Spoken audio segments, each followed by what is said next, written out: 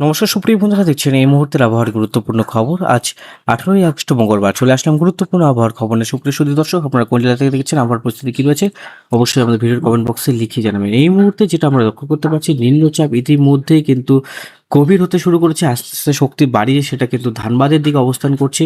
পুরোপুরিভাবে দক্ষিণবঙ্গে প্রবল বৃষ্টি ঘটেছে। আগামী যেটা চলে গেছে 48 ঘন্টায় ব্যাপক বৃষ্টিপাত ঘটেছে। সমস্ত নদীর জল কিন্তু বিপদসীমার উপর দিয়ে বইছে। তো বাঁকুড়া থেকে শুরু করে ধানবাদ, দেওঘর, ভাগলপুর থেকে শুরু করে পূর্ণিয়া, রায়গঞ্জ, বিরাটনগর, সোনমা থেকে শুরু করে ধানবাদ, জামশেদপুর, খড়গপুর, হলদিয়া এই সমস্ত অঞ্চলে ব্যাপক বৃষ্টিপাত ঘটছে। ইতিমধ্যে কিন্তু লাল কমলা সতর্কবার্তা জারি করছে আলিপুর আবহাওয়া দপ্তর। অবশ্যই কিন্তু চ্যানেলটিকে সাবস্ক্রাইব করে রাখবেন প্রতিনিয়ত সঠিক আবহাওয়ার আপডেট পাওয়ার জন্য।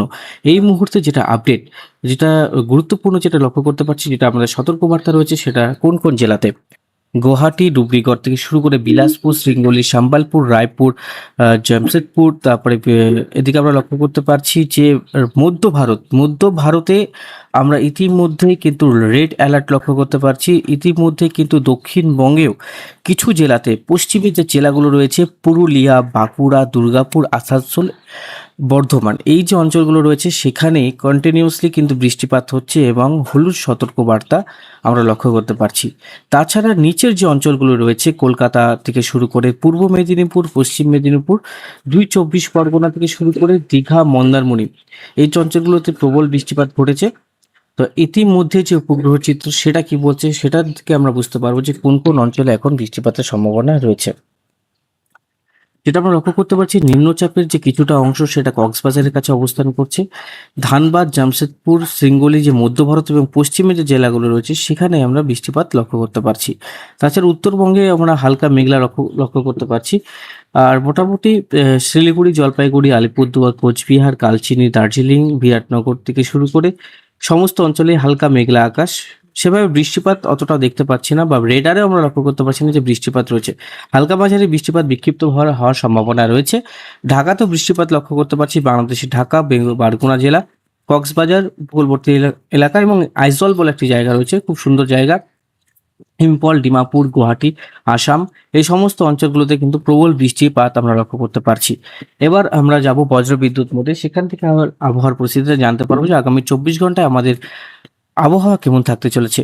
মঙ্গলবার যেটা আমরা লক্ষ্য করতে পারছি, মঙ্গলবারে যেটা আপডেট, কলকাতা থেকে শুরু করে বর্ধমান, কৃষ্ণনগর, সালার, আর বড় বহরমপুর, রামপুরহাট, ধুলিয়ান, এই সমস্ত অঞ্চলে প্রবল বৃষ্টি থাকছে। উত্তরবঙ্গে আকাশ পরিষ্কার, সেভাবে অতটা বৃষ্টিপাত নেই। আর বুধবার যেটা লক্ষ্য করতে পারছি, বুধবারে কিন্তু মাঝারি টাইপের বৃষ্টিপাত হবে।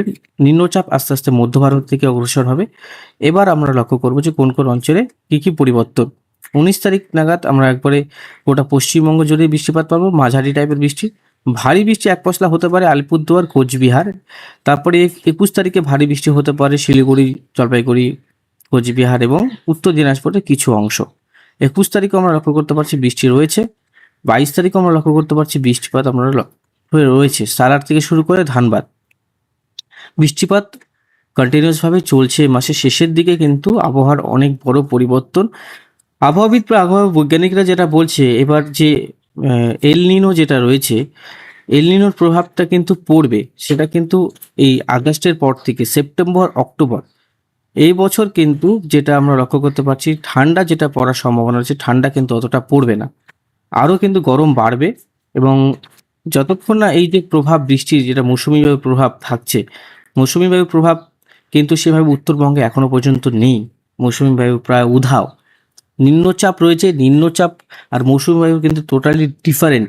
সেভাবে কিন্তু মৌসুমি বায়ু যেটা থাকছে সেটা কিন্তু হিমালয়ের পাদদেশে সেভাবে বৃষ্টিপাত ঘটাচ্ছে না। কন্টিনিউভাবে প্রচণ্ড রোদ থাকছে। মানে উত্তরবঙ্গে সেভাবে কিন্তু বৃষ্টিপাত হচ্ছে না, যেভাবে হাওয়া মানে আগে যেভাবে হতো এভাবে কিন্তু অনেকটাই পরিবর্তন আমরা লক্ষ্য করতে পারছি। যদি চরম পূর্বাভাসে যাই, যদি খুব এক্সট্রিমভাবে যাই, তাহলে আমরা উত্তরবঙ্গে গরম পাচ্ছি। আবারও কিন্তু প্রচণ্ড গরম আমরা লক্ষ্য করতে পারছি কলকাতা, তারপরে হচ্ছে সালার, খড়গপুর, তারপরে হচ্ছে এদিকে মোটামুটি রাজশাহী, মালদা, বরগুনা জেলা, ময়মনসিংহ, ঢাকা, যশোর, মাদারীপুর, রংপুর, শিলিগুড়ি, আলিপুরদুয়ার, বঙ্গাইগাঁও, পূর্ণিয়া, রায়গঞ্জ, আর এদিকে কুমিল্লা, আমবাসা, আইজল, এই সমস্ত অঞ্চলে গরম থাকছে। বৃষ্টিপাত আর গরম দেখুন, যত আমরা আগে যাচ্ছি, 20 তারিখে যদি আমরা দেখি, 20 তারিখে কিন্তু আমরা মোটামুটি আরও কিন্তু গরম আমরা লক্ষ্য করতে পারছি। 20 তারিখ, 20 তারিখে আছে, 21 তারিখে আমরা লক্ষ্য করতে পারছি, 22 তারিখে আমরা লক্ষ্য করতে পারছি, 23 তারিখও সেম একই পরিস্থিতি কিন্তু বজায় থাকছে। যে হিউমিডিটি লেভেল সেটা কিন্তু আমাদের রাজ্যে বাড়ছে। বৃষ্টিপাত আজকে কিন্তু হবে, যেটা রয়েছে একদম মধ্য ভারতে। মধ্য ভারতে সব থেকে বেশি বৃষ্টিপাত আমরা লক্ষ্য করতে পারছি। 19 তারিখ, 20 তারিখ, 21 তারিখ, 22 তারিখ, দেখুন প্রতিটা ডেটে কিন্তু বৃষ্টিপাত আমরা লক্ষ্য করতে পারছি বাড়ছে, বৃষ্টিপাত কমছে এবং তাপমাত্রা বাড়ছে। হিউমিডিটি লেভেল গোটা রাজ্য জুড়েই এখন পরিস্থিতি কিন্তু খারাপের দিকেই হবে। আর এলনিনোর যে প্রভাব সেটা কিন্তু আস্তে আস্তে আমরা বুঝতে পারবো।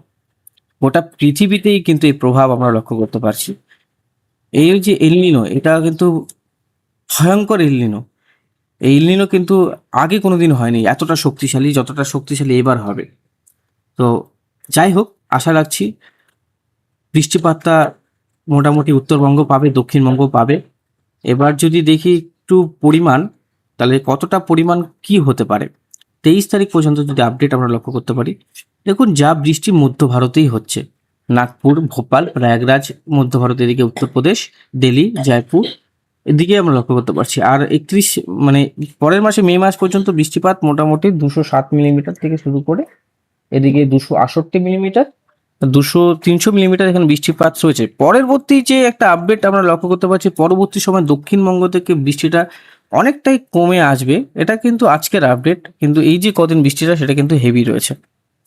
ঠিক আছে, তো এদিকে 20, 21, 22, 23, 24 সমস্ত অঞ্চলে কিন্তু ব্যাপক আমরা বৃষ্টিপাত লক্ষ্য করতে পারছি। 28 তারিখের পর থেকে বৃষ্টিপাতটা অনেকটাই বাড়বে। তো মোটামুটি 31 তারিখ পর্যন্ত স্বাভাবিক থাকছে, 31-এর পর থেকে কিন্তু বৃষ্টিপাত অনেকটাই কমে আসবে। প্রয়াগরাজের দিকে বৃষ্টিপাত থাকবে। মধ্য ভারত, পশ্চিমবঙ্গ, আসাম, মেঘালয়, মণিপুর, মিজোরাম, এই সমস্ত অঞ্চলগুলোতে বৃষ্টিপাত সেমই থাকবে। বৃষ্টির পরিমাণও দেখলাম।